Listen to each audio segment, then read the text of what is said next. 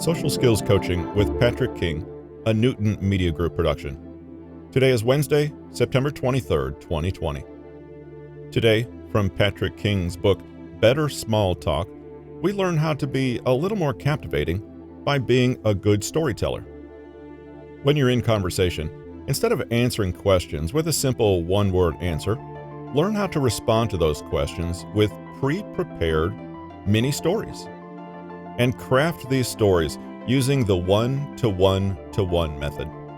This method will help you develop stories that evoke emotion, are concise and to the point, and let you and the listener be completely engaged in the conversation. For the details, let's get into today's episode, How to Be Captivating. Captivating is a pretty strong word, and as such, it's probably something that we want to strive for in our interactions. When we think of a captivating person, what kind of mental image comes to mind? If you were to choose a picture for a captivating person in a dictionary, what would the person be? What is this person expressing? How are they acting? And what are you watching them do? More often than not, this person is going to look like they are on a stage or pulpit, gesticulating grandly and expressively, with an emotion-filled face. And I would also bet that this person is in the middle of weaving an engrossing tale that captivates his or her audience. Indeed, if you think about it, it seems that only with storytelling can we mesmerize and charm others into hanging onto our every word. Okay, that's up for debate, but determining whether or not that is true is not the aim of this chapter. No one can deny that storytelling is an important element of memorable conversations and discussions that you want to have. The question is always how to capture this elusive skill and make it your own. Therefore, in this chapter, I want to present a few perspectives on how you can use storytelling in your everyday conversations and even small talk. It's helpful to first take the mystique away from the whole concept of storytelling. What is storytelling? It's just telling someone about something that happened. That's all. Of course, there are better and worse ways to do this, but at the core, storytelling is just talking about the past in a way that makes people pay attention. The first part we have no problem with. We've all described our pasts, and we all have great experiences worthy of being told. But the second part is typically the challenge. With that in mind, let's see how we can get better at storytelling. A life of stories. To get better at stories, we have to begin to recognize them in our daily lives. No, seriously, we don't think of our lives as being very interesting on a day-to-day basis, but we do quite a bit more than we realize. It's not that every day you're engaging in a massive protest that you can tell your kids about, or you were chased by a wiener dog down a dark alley whereupon a man dressed as a parrot saved you by tackling the dog. These stories are self-evident and don't need any organization or special way of telling them to make an impact. We have to draw from our daily lives, and believe me, there is plenty to draw from. It's just a matter of seeing the many stories that are inherent in our everyday existence. What is the definition of a mini story in this context? So what do? I'm a marketing executive. Well, not that. That's going to get a reply of, "Oh, cool. I'm going to the bathroom now. Goodbye." Let's try again. So what do? I'm a marketing executive. I deal mostly with clients. Just last week, we had a crazy client that threatened to send his bodyguards to our office. I definitely wish I'd dealt more with the creative side. There we go. This will probably garner a stronger response than wanting to escape to the bathroom, such as, "Oh my God, did he actually send them? Tell me more." That's a mini story. It's answering questions or spontaneously sharing briefly using the elements of a story, an action that occurs to a subject with some sort of conclusion. As you can see above, a brief mini story will create exponentially more conversation and interest than any answer to the question, "What do you do?" All you needed was 3 sentences. Try reading it out loud. It takes less than 10 seconds, and you've jam-packed it with enough information to be interesting to anyone. What's great about mini stories is you can also create these before a conversation, so you have compelling anecdotes at hand in response to very common and widespread questions. The main benefit to creating mini stories ahead of time is to be able to avoid one-word answers that you may be accustomed to using. This can give a sense of confidence going in, because you've prepared for what will come. When you break down the context surrounding a mini story, they become much simpler. Shoot for 3 sentences that can answer some of the most common conversation topics that will arise. 1. Your occupation. If you have a job that is unusual or nebulous, make sure you have a layman's description of your job that people can relate to. 2. Your week. 3. Your upcoming weekend. 4. Your hometown. 5. Your hobbies, and so on. When you're using a mini story to answer a question, make sure to first acknowledge the question that was asked.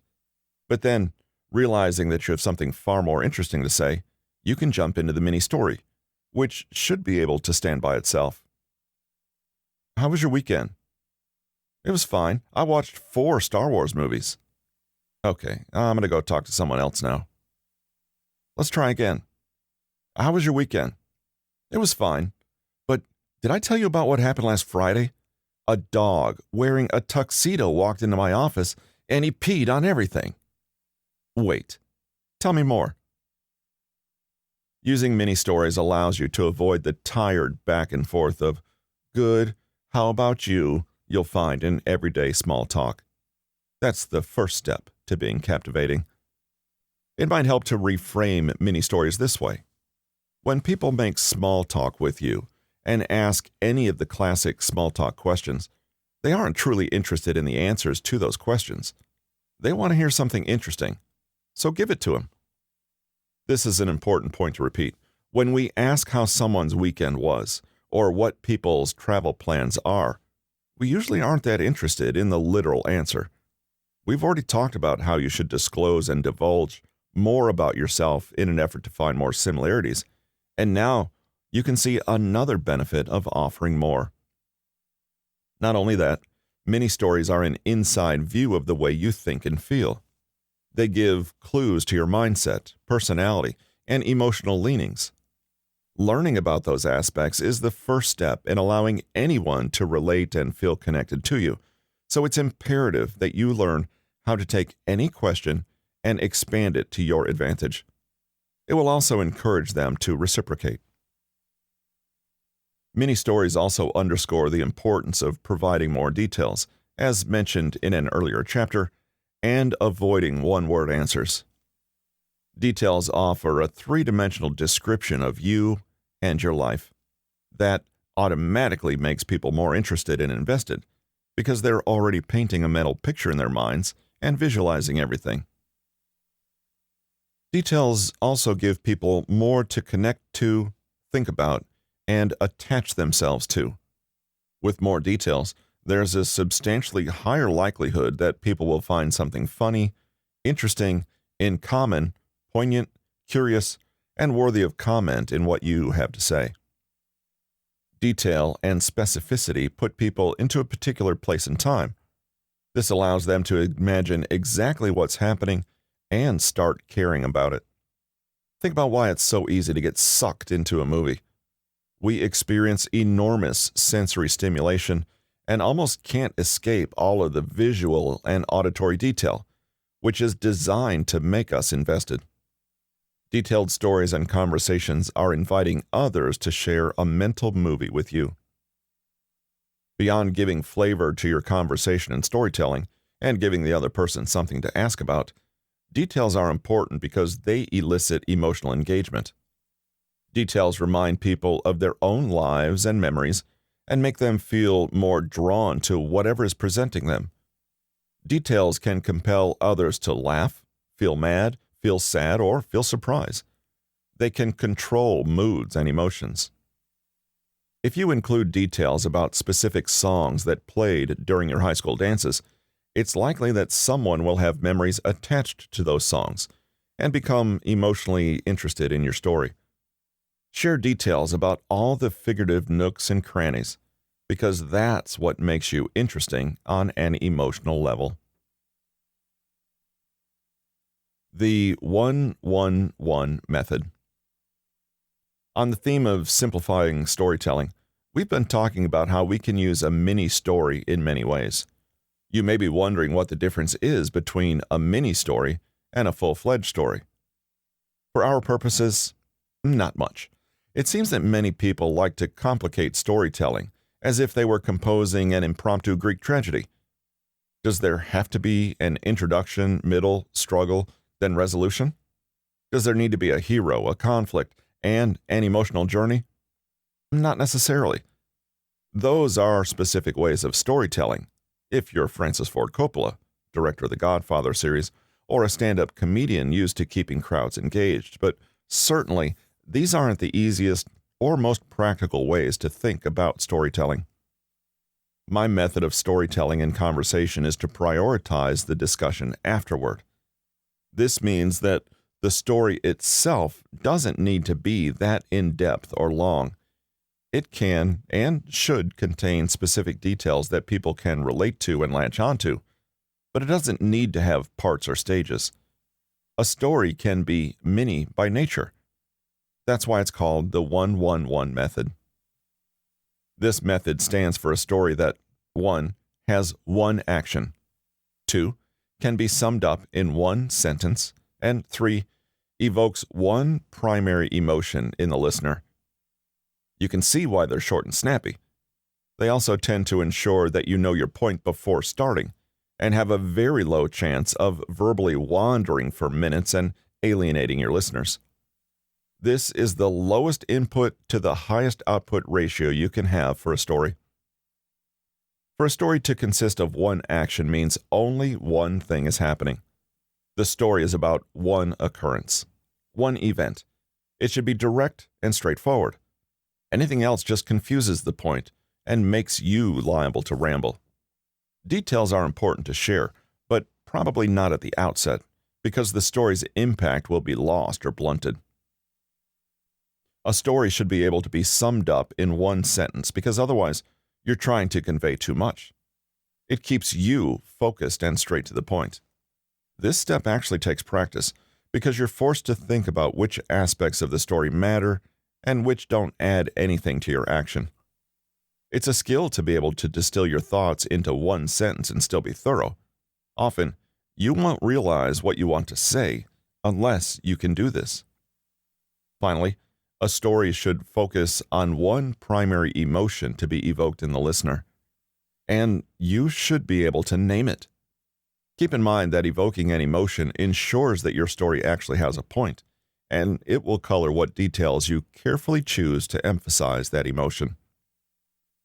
For our purposes here, there really aren't that many emotions you might want to draw out in others from a story. You might have humor, shock, awe, envy, happiness, anger, or annoyance. Those are the majority of reasons we relate our experiences to others. Keep in mind that this is just my method for conveying my experiences to others. My logic is that whether people hear 2 sentences about a dog attack or they hear 10 sentences doesn't change the impact of the story. Telling a story about your friend going to jail, well, he's still in jail at the end of 2 or 10 sentences. Likewise, if you tell a story about how you adopted a dog, the dog will still be lounging on your bed if you take 10 seconds or 2 minutes to tell the story. After you provide the premise, the conversation can move forward as dialogue. Your conversation partner can participate more fully, and we can then focus on the listener's impact and reaction. Then, you can let the inevitable questions flow, and you can slowly divulge the details after the context is set and the initial impact is felt. So, what does this so-called story sound like? I was attacked by a dog and I was so frightened I nearly wet my pants. It's one sentence, there's one action, and the bit about wetting the pants is to emphasize the fact that the emotion you want to convey is fear and shock. You could include more detail about the dog and the circumstances, but chances are, People are going to ask about that immediately, so let them guide what they want to hear about your story. It doesn't hurt to directly name the emotion that you were experiencing. Invite them to participate. Very few people want to sit and listen to a monologue, most of which is told poorly and in a scattered manner. Therefore, keep the essentials, but cut your story short, and let the conversation continue as a shared experience rather than you monopolizing the airspace. Here are another couple of easy examples. Last week, I had a job interview that went so poorly, I had the interviewer laugh at me while I was leaving the office. It was so embarrassing. One action, one emotion in one sentence. When I first met Joshua, I spilled a bowl of baked beans all over his white pants, and I think the entire room was watching while this happened. The 1-1-1 method can be summed up as stating a story as close to the end as possible. Most stories end before they get to the end, in terms of impact on the listener, their attention span, and the energy that you have to tell it. In other words, many stories tend to drone on because people try to adhere to complex rules, or because they simply lose the plot and are trying to find it again through talking. Above all else, a long preamble is not necessary. What's important is that people pay attention, care, and will react in some, preferably emotional manner. Today's episode is an excerpt from Patrick King's Better Small Talk. Talk to anyone, avoid awkwardness, generate deep conversations, and make real friends. Check the show notes for links to the audiobook on audible.com. Also in the show notes are links to episode transcripts, as well as to Patrick's site, where you can request your free mini-book on conversation tactics. Thanks for joining us today. Hope you have a great rest of the week, and we look forward to seeing you on Friday.